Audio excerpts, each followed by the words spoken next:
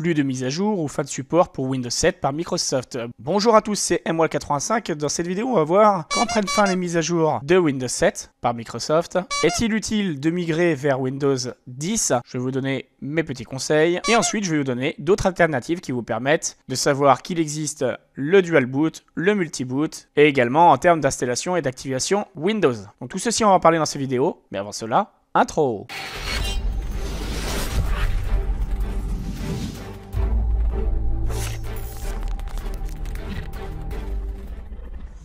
Nous revoilà après l'intro. Donc c'est pas pour rien que je m'intéresse au sujet de Windows 7, puisque là tu le vois à l'écran, Windows 7 prendra fin le 14 janvier 2020. Donc tu ne recevras plus en fait les mises à jour de Microsoft.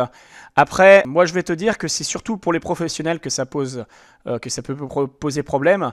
Toi par contre, si tu es particulier et que tu fais une navigation qui est en quelque sorte classique, sincèrement pour toi tu peux rester avec un OS Windows 7, c'est pas trop embêtant. Après cela dit, tout dépend de ta navigation. Ça dépend en bref de ce que tu laisses comme données sur internet. Après si tu es juste une personne qui va dans ta boîte mail régulièrement ou qui regarde juste tes comptes bancaires, qui va juste pour regarder 2 ou 3 vidéos YouTube ou qui fait quelques recherches dans ton moteur de recherche, tu pourras donc garder ton Windows 7. Donc ce fameux Windows 7, tu le vois à l'écran, c'est pas la première vidéo que je fais là-dessus. Tu vois, il y en a une ici. Passer Vista à Windows 7 gratuitement, sans formatage.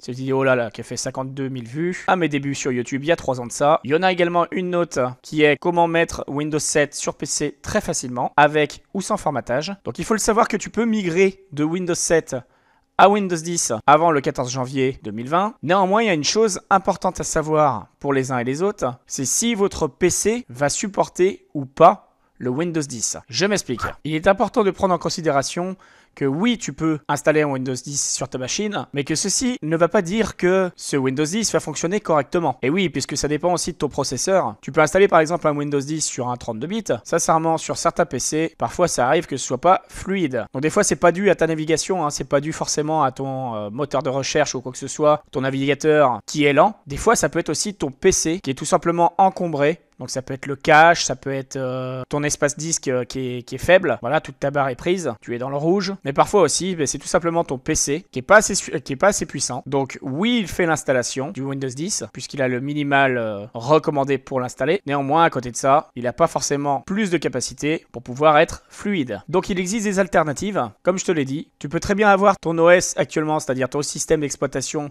Par exemple, si actuellement tu es sur Windows 7, tu peux très bien installer à côté un autre OS, par exemple Windows 8 ou Windows 10 et voir un petit peu comment ton PC se comporte. Tu peux également formater ton PC, c'est-à-dire supprimer toutes les données qu'il y a dessus en prenant soin bien évidemment de les sauvegarder ailleurs avant et de réinstaller un système d'exploitation. Donc ça peut être le 7, le 8, 8.1 ou le 10. Comme c'est indiqué ici. Alors bien entendu, je n'incite personne à faire des activations non officielles. Et de plus, lorsque vous utilisez une licence non officielle, parfois il arrive que la clé de licence en fait ne soit plus valide. Donc vous êtes obligé de réactiver votre Windows. Donc ça, il y a plus d'une personne à qui ça arrive, qui est là sur son Windows et tout à coup, je comprends pas, j'utilise mon Windows, ça me dit que mon Windows n'est plus activé. Et bien souvent, ça vient de ça. Ça vient que quand tu as une licence qui n'est pas officielle, alors là je ne parle pas du système de l'époque avec l'auto-KMS et tout ça, avec Windows Loader, qui permettait jusqu'à Windows 7 de pouvoir activer une licence. Puisqu'avant, oui, c'était bien parce qu'en quelque sorte, en fait, il n'y avait pas besoin de connexion pour aller jusqu'au serveur de chez Microsoft, tandis que maintenant, en quelque sorte, eh bien, ça le demande au bout d'un certain temps. Donc c'est ce qui fait qu'en fait, eh bien, à un moment donné, il y a une connexion automatique à